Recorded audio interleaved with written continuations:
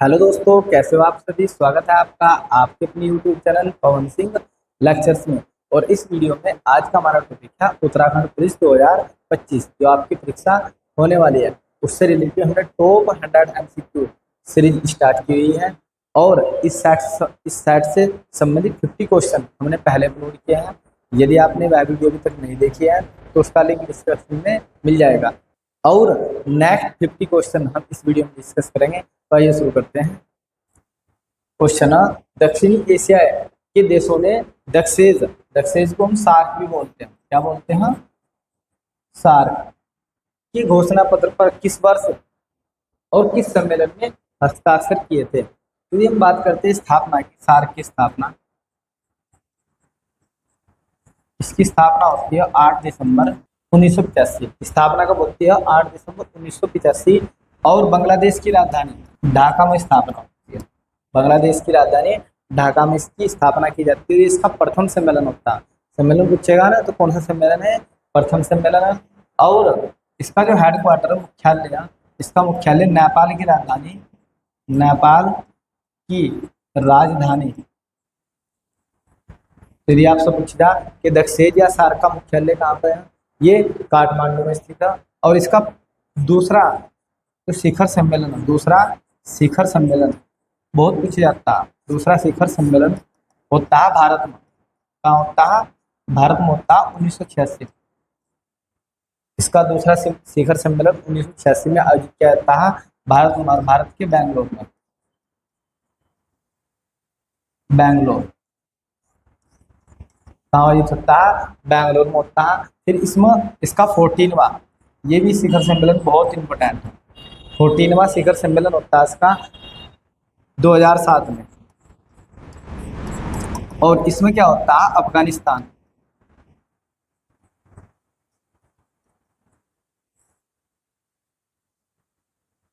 इसका 8वां सदस्य बनता है। तो याद रखना है, जब हस्ताक्षर होते हैं तो हस्ताक्षर के समय इसमें 7 सदस्य होते हैं कुल। लेकिन 14 शिखर सम्मेलन 2007 में होता है जिसमें अफगानिस्तान इसका 8वां सदस्य बनता है। कई बार एग्जाम में पूछ लेगा कि सार्क का अंतिम सदस्य देश कौन है, इनके अंतिम सदस्य कौन है, तो ये अफगानिस्तान है। और ये 2007 में 14 शिखर सम्मेलन में ऐड होता है इसमें। तो ये फैक्ट यहाँ से आपको याद रखने हैं। तो इसका आंसर हो जाएगा 1985। और सम्मेलन कौन सा होता है? प्रथम सम्मेलन में हस्ताक्षर किए जाते हैं। तो as the right answer.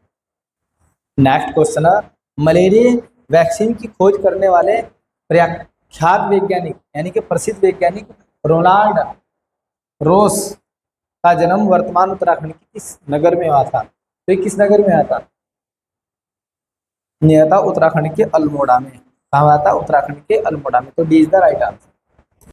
Next है, उत्तराखंड राज्य की क्लाइन रिपोर्ट 2011 से 12 के अनुसार राज्य के किस जिले से पलायन दर सर्वाधिक रही, यानी कि किस जिले से लोग बाग पलायन कर गई है? तो ऋणात्मक वृद्धि दर सर्वाधिक किसकी रही है? तो ये रही है उत्तराखंड में पौड़ी गढ़वाल की। किसकी रही है? पौड़ी गढ़वाल। ठीक है, तो ये हो जाएगा as the right answer. Next question है, उत्तराखंड में पर्वतीय शीतोष्ण वनों का विस्तार कहाँ से कहाँ तक पाया जाता है? आपसे पूछा जा रहा है। 1800 मीटर से कम में मिलता है, 2700 मीटर के मध्य मिलता है, 2800 से 3400 मीटर के मध्य मिलता है, या इनमें से कोई नहीं। तो कहाँ शीतोष्णी कहाँ पाए जाते हैं? 1800 मीटर से लेकर 2700 मीटर के मध्य इनका विस्तार देखने को मिलता है। तो B is the right answer. Next question है, श्रीनगर के पास देवालगढ़ में किस राजा के द्वारा अपनी कुल देवी राज राजेश्वरी के मंदिर की स्थापना की गई थी? तो ये किसने की थी? ये की थी अजय पाल ने। अजय पाल।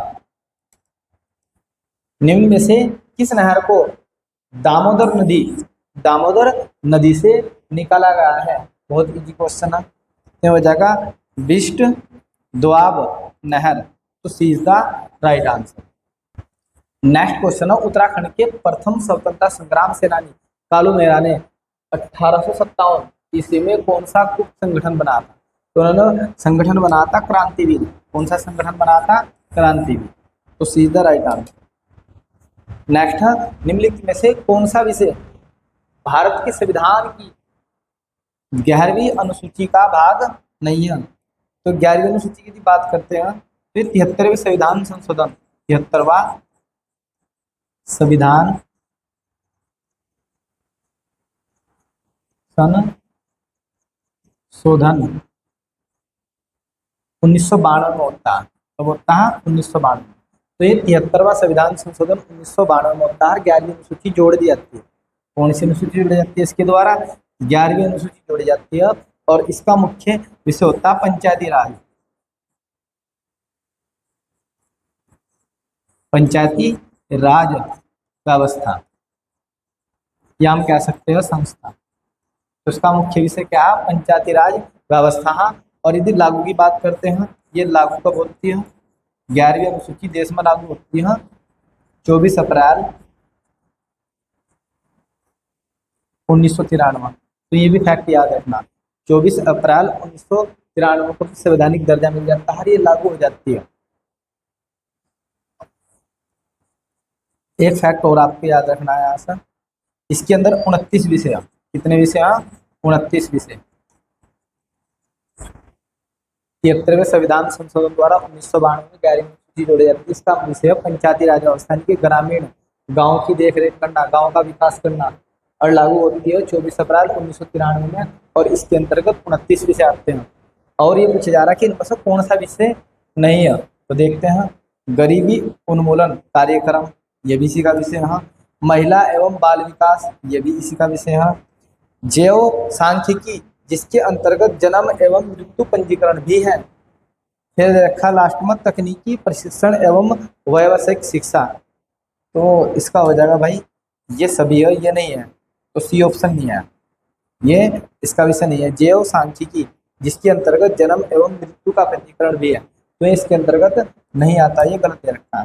तो सीधा राइट आंसर, ये 11वीं सूची का विषय नहीं है। नेक्स्ट आता, कालसी के समीप राजा सीलवर्मन से संबंधित ऐतिहासिक स्थान कहाँ पर है? तो यह अमराहा। कौन सा है? अमराहा, सीधा राइट आंसर। नेक्स्ट क्वेश्चन है, सन 1850 ईस्वी में ईस्ट इंडिया कंपनी के निमंत्रण या आमंत्रण पर बुलाने पर चीनी चाय विशेषज्ञ गढ़वाल की यात्रा पर आए थे। तो कौन आए थे? ये आए थे एसआई वांग। कौन आए थे? एसआई वांग। तो B is the right answer. Next question है, अंडमान निकोबार एवं लक्षद्वीपों समूह समेत भारत की संपूर्ण तटरेखा की लंबाई कितनी है?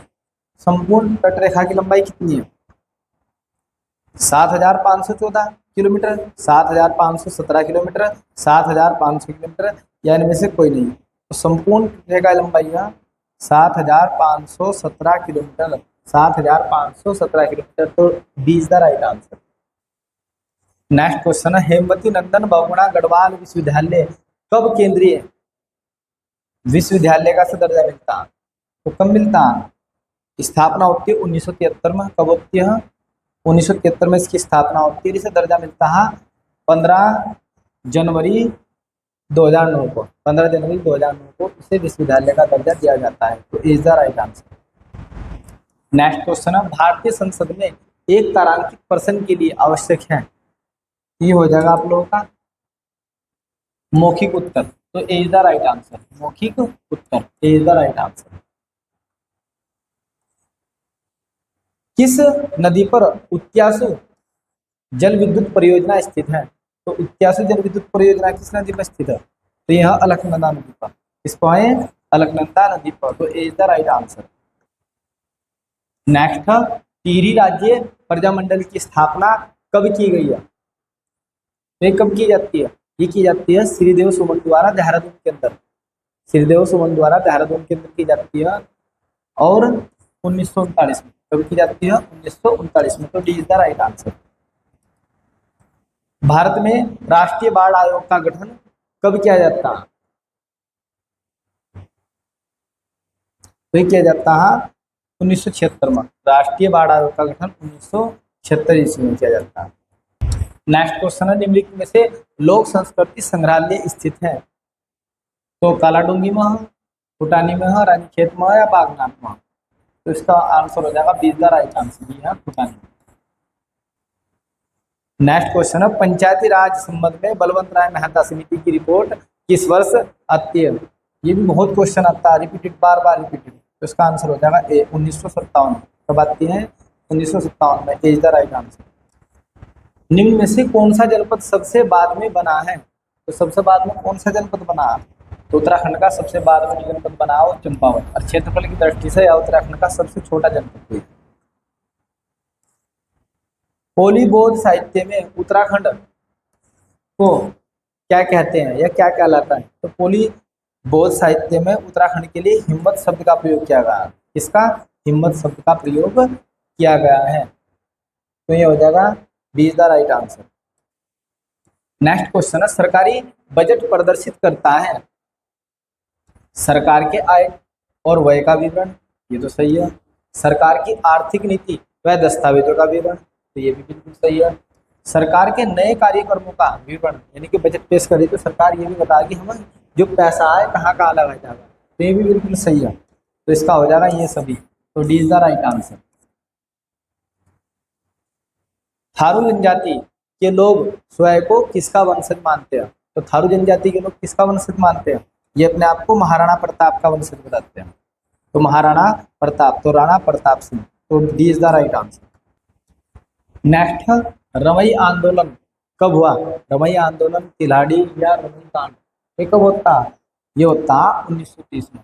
कब होता है? 1930 में। और रवई कांड को उत्तराखंड में जलियांवाला बाग हत्याकांड के नाम से भी जाना जाता है, क्योंकि इसमें निहत्थी जनता पर जो चक्रधर ज्वाल होते हैं वे गोलियां चलवा देते हैं। इसलिए चक्रधर ज्वाल को उत्तराखंड का जनरल डायर भी कहा जाता है। तो ये फैक्ट याद रखने, 1930 में होता है।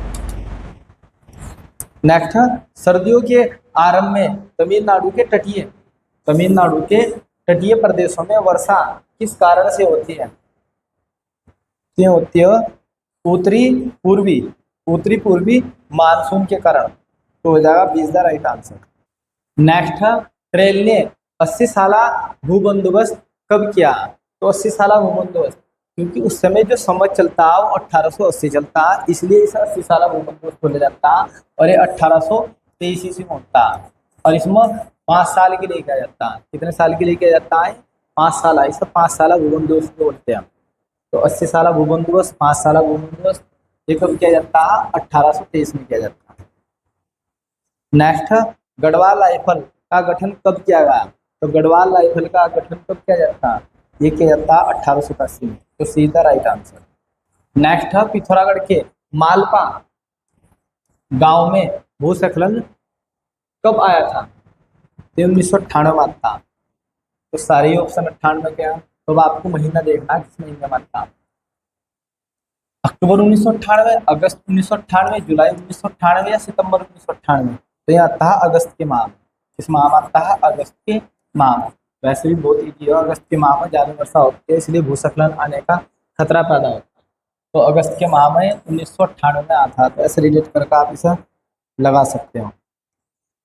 भारत में अदृश्य बेरोजगारी सबसे अधिक किस क्षेत्र में पाई जाती है? अदृश्य का मतलब लोगों को लगेगा कि लोग बाग काम कर रहे हैं लेकिन वो पूर्ण रूप से काम नहीं कर रहे, जिसे हम पर्सनल बेरोजगारी भी करते हैं। तो किस क्षेत्र में देखने को मिलती है? ये सर्वाधिक कृषि क्षेत्र में देखने को मिलती है। इसमें कृषि क्षेत्र में किसी कार्य में आवश्यकता से अधिक मजदूरों का लगाना, तो अदृश्य बेरोजगारी कहलाती है। जिसमें लोगों को लगता है कि काम हो रहा है, व्यक्ति रोजगार प्राप्त कर रहा है, लेकिन वास्तव में रोजगार इसमें प्राप्त नहीं करते। इसमें आदमी सर्वाधिक देखने को मिलते हैं कृषि क्षेत्र में। नेक्स्ट क्वेश्चन है, उत्तराखंड के किस संस्तर में चूना पत्थर पाया जाता है? तो हो जाएगा role, B is the right answer. मौर्य प्रशासन में किस अधिकारी के पास मुद्रा नीति पर नियंत्रण रखने का कार्यभार था? इसमें ये बोला जा रहा मौर्य, जब मौर्य का शासन चलता तो उसमें मुद्रा नीति पर नियंत्रण रखने का कार्यभार किसे सौंपा गया था? तो सौंपा गया था लक्षण अध्यक्ष को। लक्षण अध्यक्ष को, सीधा राइट आंसर। नेक्स्ट क्वेश्चन, निम्न में से कौन सा युग्म सुमेलित ही नहीं है? सही सुमेलित नहीं है, ये पूछ जा रहा है आप लोगों से, कौन सा नहीं है? तो देखते हैं। सबसे पहला है छिबरो जल विद्युत परियोजना, ये टोंस नदी पर बनी है, बिल्कुल सही है, एकदम राइट आंसर।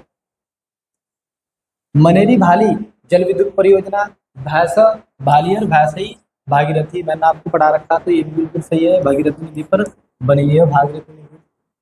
फिर आता है व्यासी जल विद्युत परियोजना पिंडर नदी पर, ये बिल्कुल गलत है, क्योंकि जो व्यासी जल विद्युत परियोजना है यह 120 मेगावाट की जल विद्युत परियोजना है, यमुना नदी पर बनी, यमुना नदी पर। तो कितने मेगावाट की है?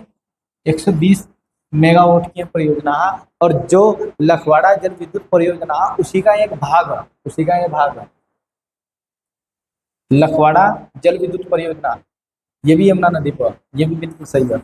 और जो ये 82 जल विद्युत परियोजना है ये लखवाड़ा जल विद्युत परियोजना की ही हिस्सा है, तो ये याद रखना आपको। तो इसका आंसर हो जाएगा सीधा राइट आंसर, ये सही सुमेलित नहीं है, तो यमुना नदी पर बनी हुई है। नेक्स्ट क्वेश्चन है, in the Gavar of Nanda Devi Rajjat के लेखक कौन है? ये लिखिए चंद्र सिंह नेगी द्वारा, किसके द्वारा लिखी गई है? चंद्र सिंह नेगी। नेक्स्ट है ग्रीन गुड डीड्स क्या है? तो यह पर्यावरण के प्रति जागरूकता लाने वाला अभियान, तो सीधा राइट आंसर। हाल ही में के बिरला फाउंडेशन के प्रतिष्ठित वया सम्मान 2024 से किसे सम्मानित किया गया है? तो ये करंट के क्वेश्चन है, तो ये हो जाएगा हमारा सूर्यबाला, तो इज द राइट आंसर। हाल ही में जारी रिपोर्ट के अनुसार मत्स्य पालन में हिमालय राज्यों में सर्वश्रेष्ठ राज्य का पुरस्कार किसको मिला है? तो ये मिला है अपने प्यारे उत्तराखंड को, तो सीधा राइट आंसर। हाल ही में उत्तराखंड के कितने व्यक्तियों को उस्ताद बिस्मिल्लाह खान युवा पुरस्कार 2024 से सम्मानित किया गया है?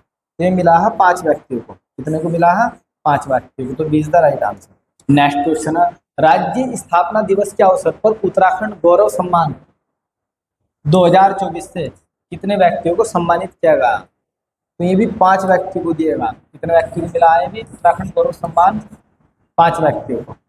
नेक्स्ट क्वेश्चन है, पहाड़ों की रानी मसूरी का प्रसिद्ध पर्यटन स्थल कंपनी गार्डन, कंपनी गार्डन का नाम परिवर्तित कर नया नाम रख दिया गया है, तो क्या रखेगा? तो यह किया गया है अटल उद्यान, क्या किया गया इसका? अटल उद्यान, तो ये उद्यान है यहाँ पे अटल उद्यान, तो सीधा राइट आंसर। नेक्स्ट क्वेश्चन है, चमोली जनपद के किन गांवों को मशरूम विलेज के रूप में विकसित किया जा रहा है? थपाली को, खेती को, आदिबद्री को, तो इन सभी को किया जा रहा है, तो हो जाएगा उपयुक्त सभी, D is the right answer. Next question है, हाल ही में उत्तराखंड की किस महिला को एशिया पैसिफिक अवार्ड से सम्मानित किया गया है? ये थोड़ी सी टाइपिंग मिस्टेक है, इसके ऑप्शन नहीं दिएगा, तो आंसर है इसका भाई आप लोग का आशा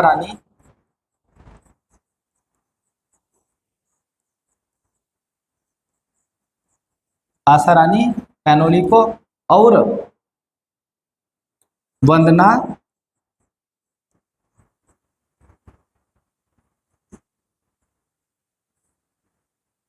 गब्रियाल, आशा रानी पैनोली और वंदना गब्रियाल को ये अवार्ड दिया गया है, 2 को, ठीक, अच्छी तरीके से याद रखना आपको। नेक्स्ट क्वेश्चन है, विश्व खाद्य पुरस्कार 2025 किसे सम्मानित किया गया है? तो किसे मिला? वेरी वेरी इंपोर्टेंट, ये भी एग्जाम्स में क्वेश्चन बनेगा आपके, तो दिया गया डॉक्टर मारियो गेला हंगरिया, तो C is the right answer. Next है, मई 2025 में 86वां भारतीय शतरंज ग्रैंड मास्टर कौन बने हैं? तो कौन बने हैं? ये बने हैं श्री हरि, तो D is the right answer. Next है, खेलो इंडिया यूथ गेम 2025 की पदक तालिका में कौन राज्य शीर्ष पर रहा? ये रहा महाराष्ट्र राज्य। ये क्वेश्चन मैंने कई बार रिपीट करा दिया, अच्छी तरीके से आपको याद कर लेना है, जो आपको आगामी परीक्षा में देखने को मिलेगा। नेक्स्ट है, मई 2025 में राष्ट्रीय सुरक्षा सलाहकार बोर्ड NSAB के प्रमुख के रूप में किसे नियुक्त किया गया है? तो किया गया है आलोक जोशी को, तो B is the right answer. Next question है, कनाडा के नए प्रधानमंत्री कौन बने हैं? तो ये बने हैं मार्क कार्नी, तो A is the right answer. Next, 46वें आसियान शिखर सम्मेलन 2025 का आयोजन कहाँ पर किया गया है? तो ये किया गया है मलेशिया के अंदर। तो D is the right answer. Next question है, मई 2025 में रेल लिंक से जुड़ने वाली पूर्वोत्तर भारत की चौथी राजधानी बनी है। वेरी वेरी मोस्ट इंपोर्टेंट, ये क्वेश्चन भी बहुत इंपोर्टेंट है। तो ये बनी है आइजोल। पूर्वोत्तर भारत की राजधानी कौन सी है? आइजोल। तो C is the right answer. Next question हमारा, मई 2025 में भारत सरकार के पर्यावरण मंत्रालय द्वारा जारी एक रिपोर्ट के अनुसार लद्दाख में हिम तेंदुओं की संख्या कितनी है? तो हिम तेंदुओं की संख्या हो गई है यहाँ पे 477। कितनी हो चुकी है? 477। तो सीधा राइट आंसर। मई 2025 में ब्रह्मोस निर्माण इकाई का अनावरण कहाँ पर किया गया? तो ये किया गया है उत्तर प्रदेश, लखनऊ, उत्तर प्रदेश के लखनऊ में। तो B is the right answer. Next question है, अंतर्राष्ट्रीय जैव विविधता दिवस, अंतर्राष्ट्रीय जैव विविधता दिवस कब मनाएगा? तो ये मनाएगा मई 2025 में। तो 22 मई 2025। तो A is the right answer. इस वीडियो में इतना ही। यदि आपको हमारी यह वीडियो पसंद आई हो तो आप हमारे YouTube channel Pawan Singh lectures को जरूर सब्सक्राइब करें, लाइक करें, कमेंट करें और शेयर करें। Thanks for watching this video.